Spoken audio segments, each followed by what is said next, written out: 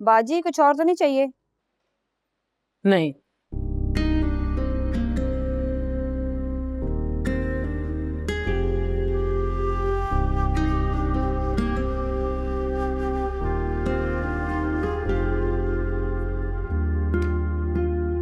कराची जाने का एक फायदा तो हुआ है, तुम्हें चाल चलने आ गई है। जब जिंदगी आपसे रोज नई चाल चलने लगे ना, तो एक ना एक दिन ये हुनर आ ही जाता है। मैं समझ रही थी कि तुम बड़े हो गए हो, जिंदगी से शिकवे शिकायत छोड़कर उससे दोस्ती कर चुके हो, मगर तुम तो अभी हालत जंग में हो। हालत जंग में रहना इंसान को कभी कभी वो सब कुछ जता देता है जो किस्मत उससे छीन चुकी होती है। जैसे मैंने किस्मत से लड़ लड़ के ये मेडल जीता। इसे गौर से देखो एमा, ये वो मेडल है जो आज तक तुम मुझसे जीतती आई।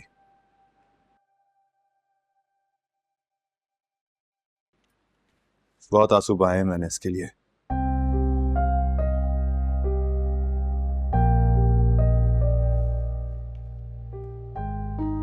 मेरी हर नाकामी ने मेरे अंदर की आग को और दहकाया,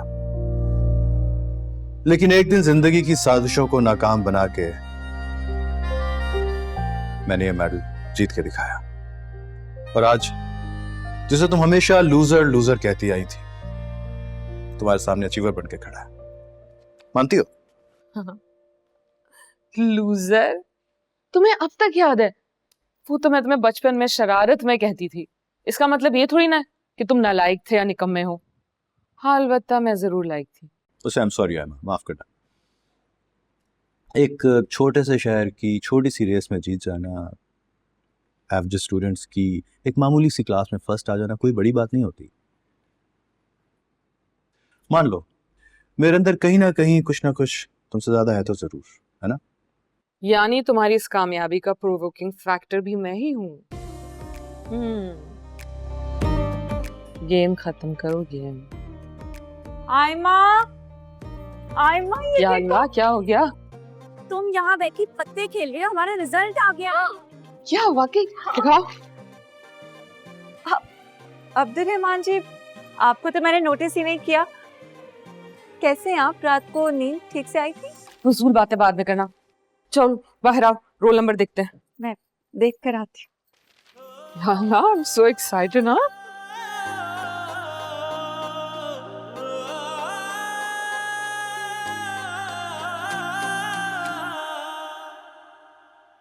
वली मोहम्मद, तुमने हमारा दिल खुश कर दिया।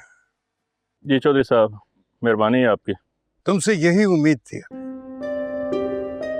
जो कुछ तुमने किया वो अच्छा किया। इससे पहले कि कोई आपका पानी बंद करे, आप उसका पानी बंद कर दें। कोई आपकी फसल खराब करे, आप उसकी फसल को तबाह कर दें। यही असूल है। और एक बात याद रखना, लड़ाई वही जीतता है जो पहला थप्पड़ मारता है।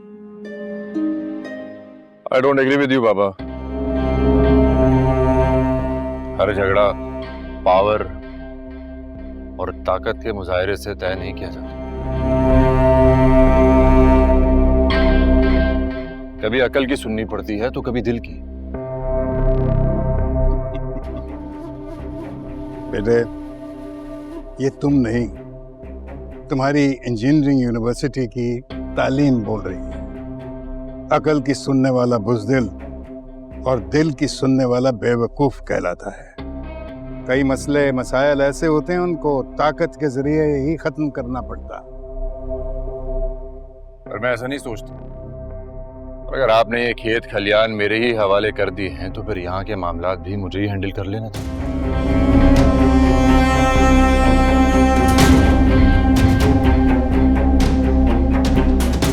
वली मोहम्मद, आइंदा मैं ये कतई ना सुनूं कि तुमने किसी का पानी काटा है या फिर कोई झगड़ा किया।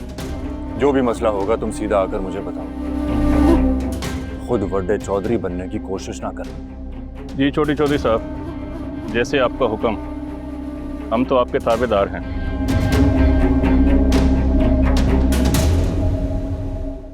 ठीक है, तुम लोग जा सकते हो।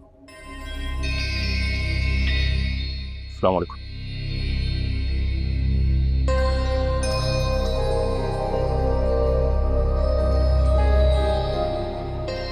अपना दिख रही हो? 33061 आयमा मैंने पास कर लिया। मुबारक हो। अब है मुबारक। फौजिया परवीन बीए